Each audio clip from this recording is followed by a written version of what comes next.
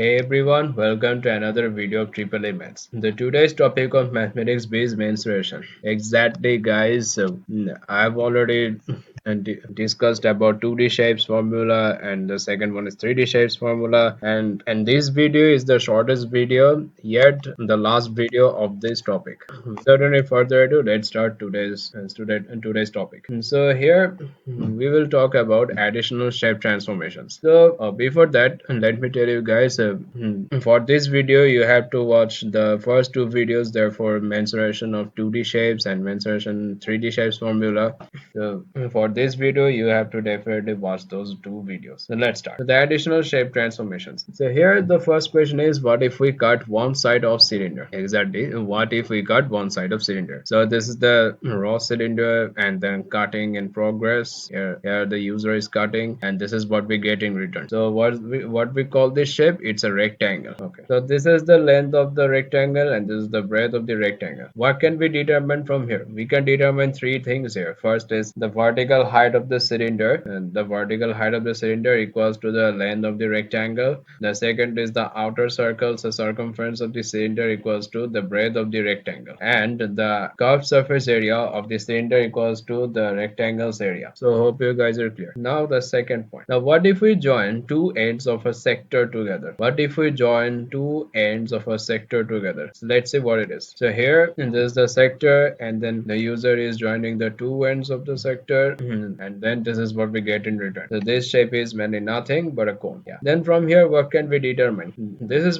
quite similar to the cylinders one. And now let's see what so this is the cone, this is the slant height of the cone, and this is the circumference of the base of the cone. Then what can we determine from here? Here we can also determine the three things here. The first is the radius of the sector. The radius of the sector equals to the slant height of the cone. And exactly, the radius of the sector, this is the radius of the sector, this is equals to the slant height of the cone. This is the slant height of the cone. And the arc length of the sector, the arc length of the sector equals to the circumference of the base of the cone. And the third and last point of this part is the area of the sector equals to the curved surface area of the cone. So I hope you guys are clear. Now the next part is, what if we dip a solid here sphere inside a container of a random shape? Here container can be a cylindrical shape or rectangular shape, whatever it is.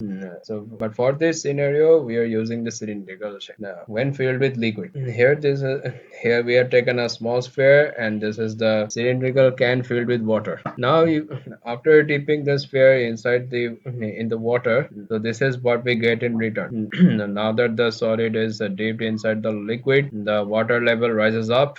So we have found a new height of the water, which is h2. Initial one was h1, and if we determine the difference between the two heights, so this is what we call delta h. H2 minus h1 equals to delta h. Now let's see what can we determine from here. Here we can determine that the change in volume of liquid equals to n into volume of solid dipped. Here n equals to the number of identical solids dipped. Okay, this number of identical solids dipped. Identical. Here identical means the same shape. Okay, so and here we said change in volume of liquid. Here the formula will remain same, but there will be a change in the height. So for this scenario, by r1 whole square h, I mean delta h equals to the volume of the cylinder.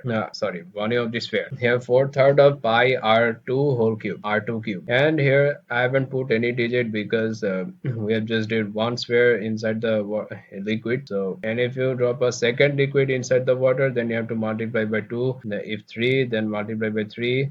So like that, if you put n spheres inside the n identical spheres inside the liquid, then you have to multiply the volume of sphere by n. Now the next point. Now this is the next and the last point. What if we draw or melt or break a solid into some other solids? What if we draw or melt or break a solid into some other solids? Here you can see two different points. The first point is the volume remains the same for both of the solids. For volume 1 equals to volume 2, but there is a difference in formula. There are difference in formula. You have to use a different kind of formula depending on the shape. Same value but different formula. And total surface area 1 and total surface area 2 doesn't remain same. They both are unequal to each other. And here it says that different values with different formula. The formula obviously will be different, and same goes for the values. in case of total surface area. So that's it for today, guys. So hope you guys have enjoyed today's video. If you like the video, please do not forget to like this video. And for in the next video, I will solve the sums regarding the topic and mensuration for the three videos, including this. So thank you so much, guys. See you next time.